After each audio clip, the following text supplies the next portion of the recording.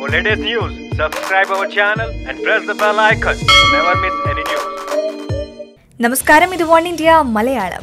പ്രവാസികളുടെ ദീർഘകാലമായുള്ള ആവശ്യം ഒടുവിൽ കേന്ദ്ര മന്ത്രിസഭ അംഗീകരിച്ചു. ഇതിലൂടെ പ്രവാസി ഇന്ത്യക്കാർക്ക് നാട്ടിലെത്താതെ വോട്ട് രേഖപ്പെടുത്താനുള്ള അവസരമാണ് വഴിയൊരുങ്ങുന്നത്. പ്രവാസികൾക്ക് പ്രോക്സി വോട്ടിംഗ്, അതായത് മുക്തിയാർ വോട്ടിനുള്ള നിർദ്ദേശമാണ് കേന്ദ്ര മന്ത്രിസഭ കഴിഞ്ഞ ദിവസം അംഗീകരിച്ചത്. പുതിയ തീരുമാനം നടപ്പിലാക്കുന്നതിന് മുന്നോടിയായി ജനപ്രാതിനിധ്യ നിയമം ഭേദഗതി ചെയ്യും. പ്രവാസികൾക്ക് അവർ വോട്ടർ പട്ടികയിലുള്ള മണ്ഡലങ്ങളിൽ വോട്ട് ചെയ്യാനാകുന്നില്ലെങ്കിൽ പകരം പ്രതിനിധിയെ നിയോഗിച്ച് വോട്ട് ചെയ്യാൻ അവസരം നൽകുന്നതാണ് പ്രോക്സി വോട്ടിംഗ്.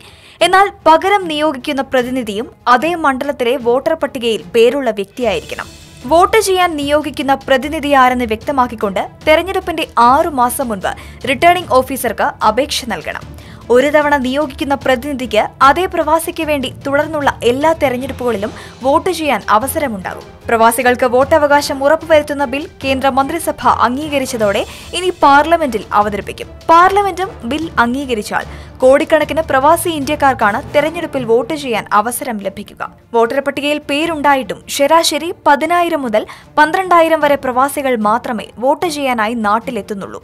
യാത്രയ്ക്കായി വേണ്ടിവരുന്ന ഭീമമായ തുകയാണ് പ്രവാസികളെ വോട്ട് ചെയ്യാൻ എത്തുന്നതിൽ നിന്ന് പിന്തിരിപ്പിക്കുന്നത്. പ്രോക്സി വോട്ടിംഗിന് പുറമെ വിദേശ രാജ്യങ്ങളിലെ എംബസികളിലും കോൺസുലേറ്റുകളിലും വോട്ടെടുപ്പിന് അവസരമൊരുക്കുന്നത് സംബന്ധിച്ചും കേന്ദ്രം ആലോചിക്കുന്നുണ്ട്.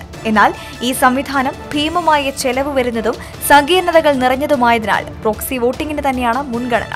പ്രവാസി ഇന്ത്യക്കാർക്ക് വോട്ടവകാശം വിനിയോഗിക്കുന്നതിന് ഇലക്ട്രോണിക് ബാലറ്റോ പ്രോക്സി വോട്ടിംഗോ ഏർപ്പെടുത്താമെന്ന് തെരഞ്ഞെടുപ്പ് കമ്മീഷൻ 2 വർഷം മുൻപാണ് സുപ്രീം കോടതിയിൽ സത്യവാങ്മൂലം നൽകിയത്. പ്രവാസികളെ സംബന്ധിച്ചൊരു സന്തോഷ വാർത്തയാണ്. പ്രതികരിക്കാം ഒരു കമന്റിലൂടെ.